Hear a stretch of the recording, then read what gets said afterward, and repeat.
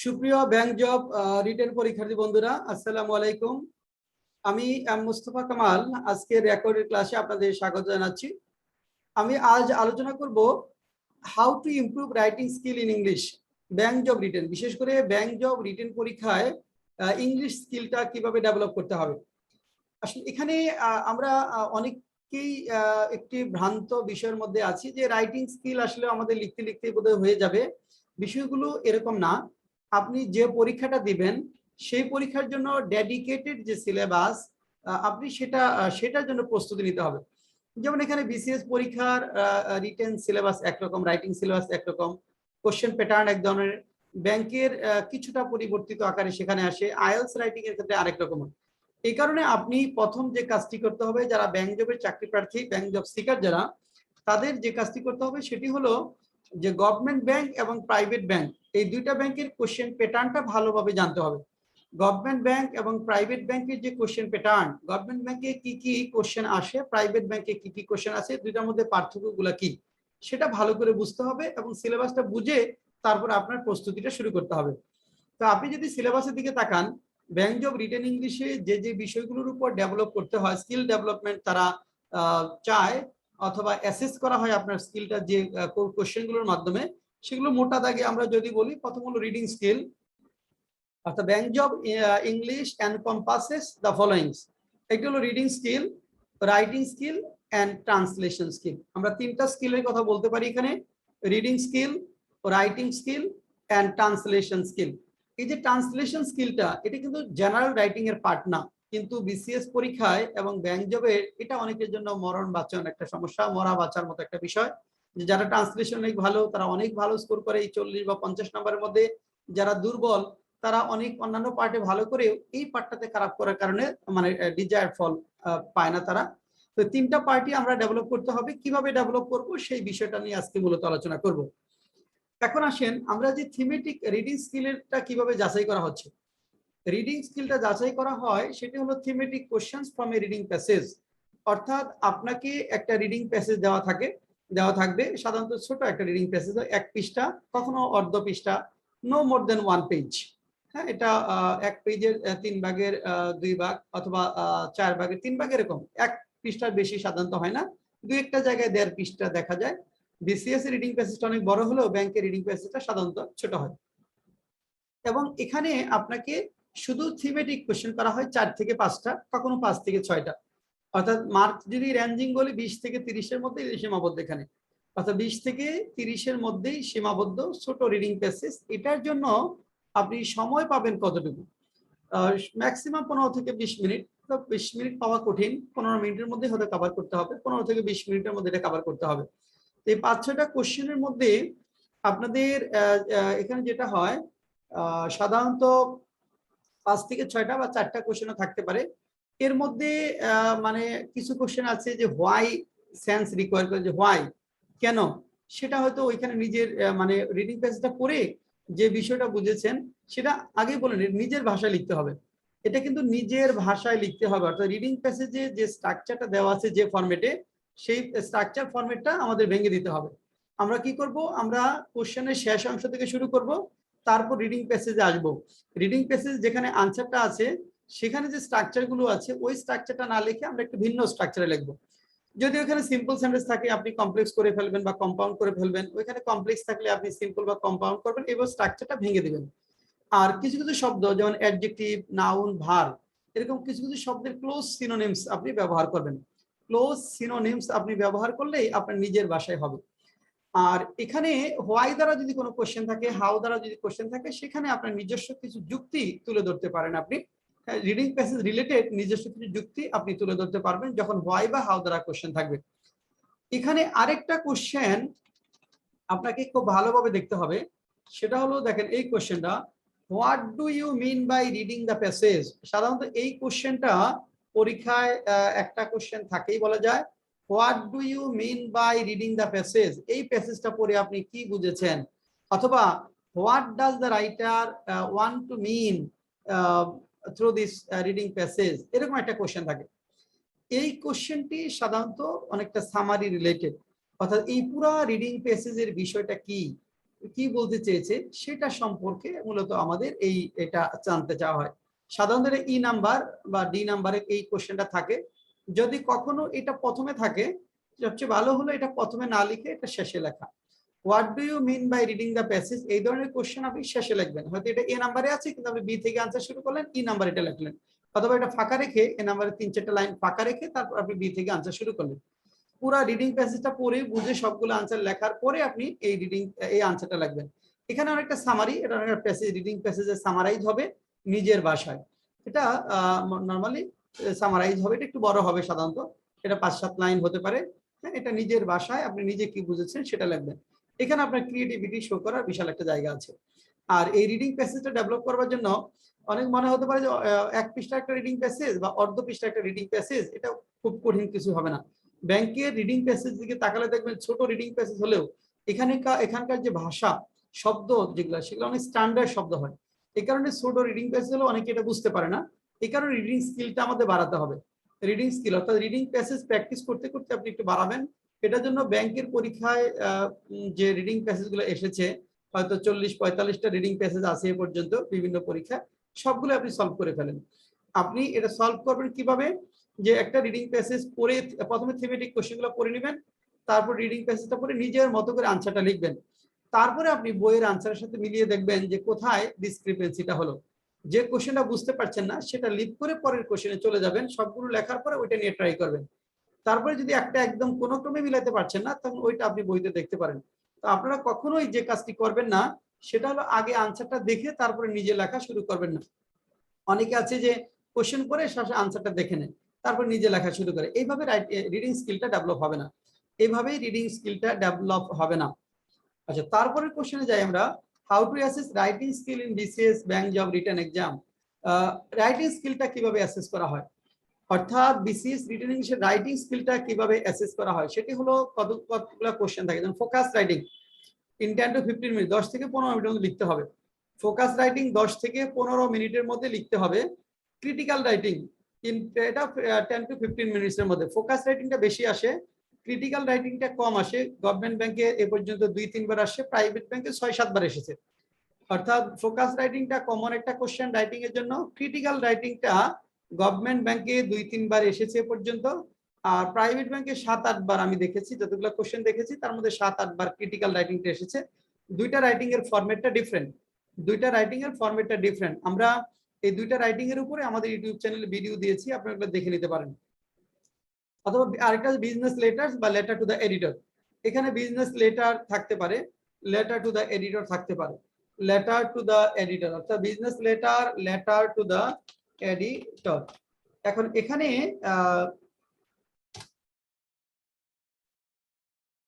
দেখেন, এখানে আমরা যেটা বলবো বিজনেস লেটারের কিন্তু ফরম্যাটটা একটু ডিফারেন্ট।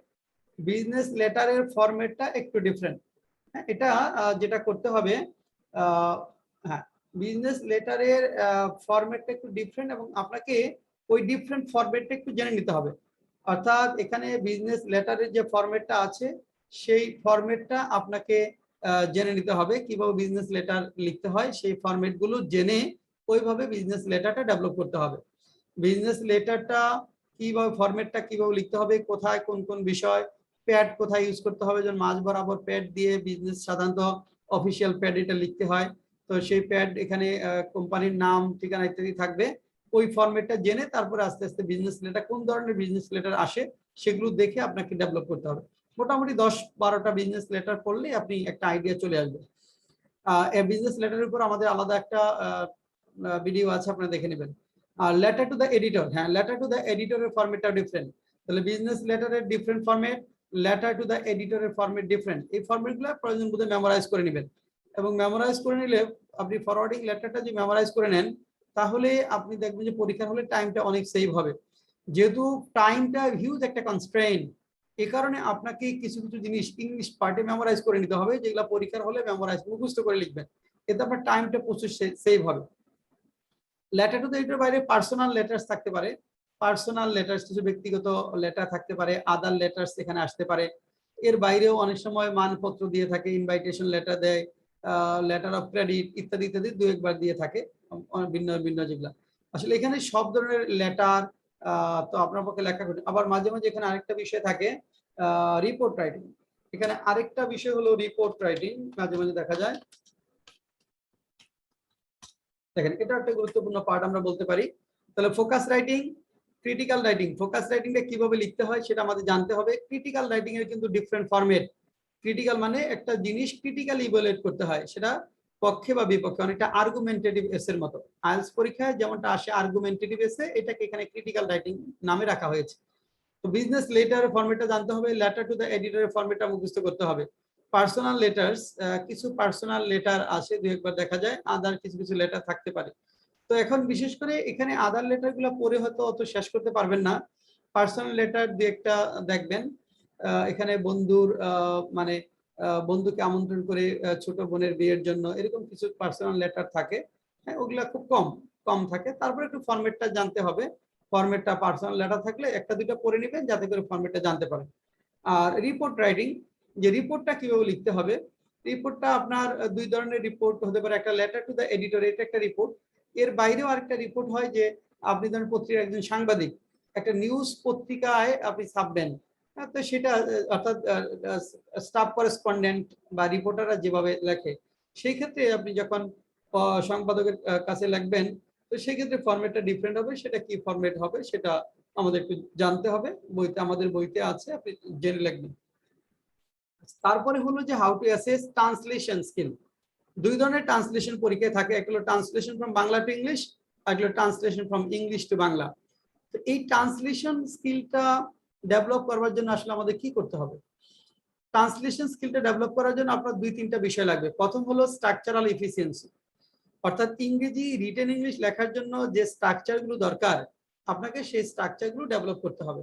এর মধ্যে কি কি বিষয় থাকবে? যেমন আপনার প্যাসিভ ভয়েস সম্পর্কে ক্লিয়ার, টেন্স সম্পর্কে ক্লিয়ার আইডিয়া থাকতে হবে, মডাল ভার্ব সম্পর্কে ক্লিয়ার আইডিয়া থাকতে হবে, প্যাসিভ ভয়েস সম্পর্কে ক্লিয়ার আইডিয়া থাকতে হবে, পজিটিভ ভার্ব সম্পর্কে ক্লিয়ার আইডিয়া থাকতে হবে, পজিশন অফ অ্যাডভার্ব সম্পর্কে ক্লিয়ার আইডিয়া থাকতে হবে, then positive comparative superlative degree, infinitive participle gerund, simple complex compound sentence, indirect speech, connectors, punctuation.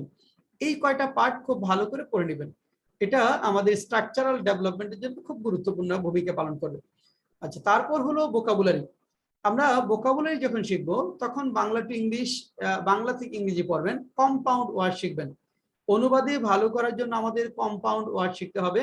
দুই তিনটা শব্দ মিলে একটা শব্দ, এরকম কম্পাউন্ড ওয়ার্ড যদি আমরা শিখি, বাংলা থেকে ইংরেজি যদি আমরা শিখি, তাহলে আমরা ওই অনুবাদে অনেক ভালো করতে পারবো। কম্পাউন্ড ওয়ার্ডের উপর আমাদের একটি বই আছে, বইটির নাম হলো বইটির নাম usable vocabulary for BCS and bank written, অর্থাৎ usable vocabulary for BCS and bank written. এটা 5th এডিশন এখন বাজারে আছে। আপনারা এখান থেকে কম্পাউন্ড ওয়ার্ড গুলো শিখে নিতে পারেন। এখানে প্রায় 7000 কম্পাউন্ড ওয়ার্ড রয়েছে বইটিতে। আর তারপর আরেকটা বিষয় হলো যে আপনার দ্য হ্যাবিট অফ প্র্যাকটিস।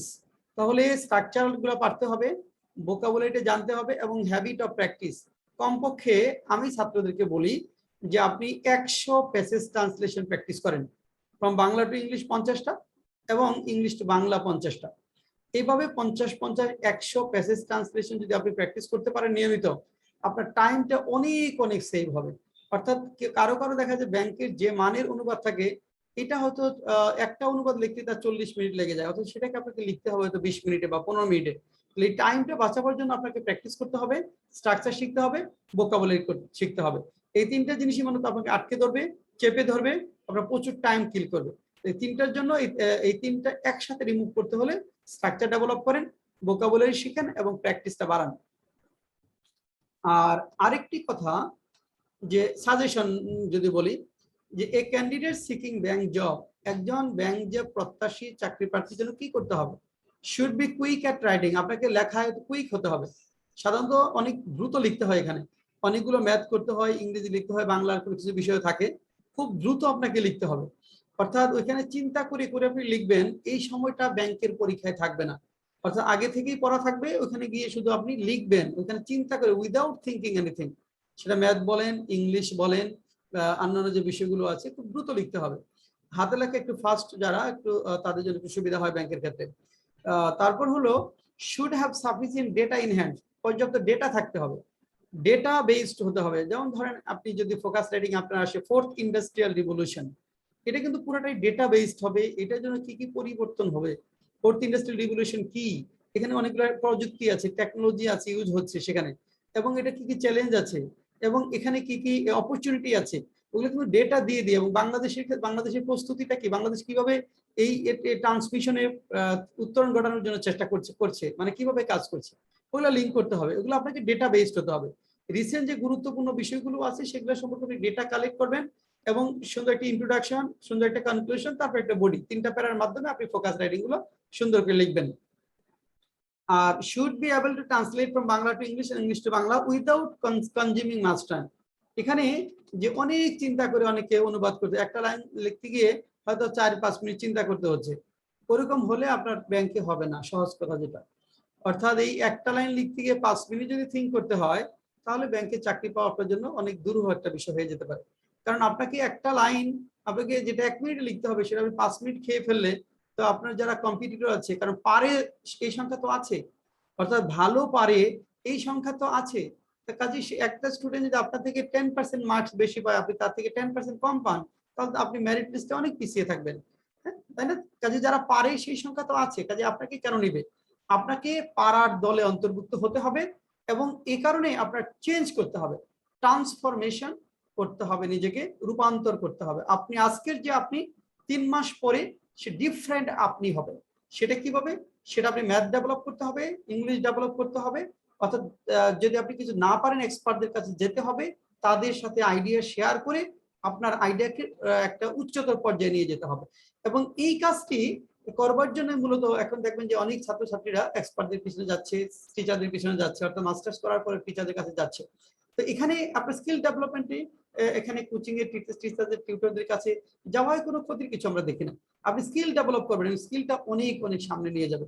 আর সামনে যে বিশ্বটা আমাদের আসছে, অর্থাৎ করোনা উত্তর বিশ্ব ব্যবস্থা বা ফোর্থ ইন্ডাস্ট্রিয়াল রিভলিউশনের যে যুগে আমরা যাচ্ছি, সেই যুগে অবশ্যই আপনাকে স্কিল ডেভেলপ করতে হবে। কারণ সেই পৃথিবীটা হবে নলেজ বেসড একটা পৃথিবী। যাদের নলেজ আসবে, যারা নিজেদের চেঞ্জ করার ক্ষমতা থাকবে, তারাই কেবল ভালো করবে, আর যারা আছে তাদের অবস্থা খারাপ হতে পারে। কাজেই শুরু করুন চেঞ্জ, নলেজ বেসড দিকে আগান, আপনার লো ফুলগুলো ডেভেলপ করেন, এবং আপনি অবশ্যই আপনার গন্তব্যে পৌঁছাবেন। সবশেষে আপনাদের সবার জন্য শুভকামনা, এবং আপনাদের ভালো একটা চাকরি হোক সেই প্রত্যাশা করে আজকের মতো এখানেই শেষ করছি।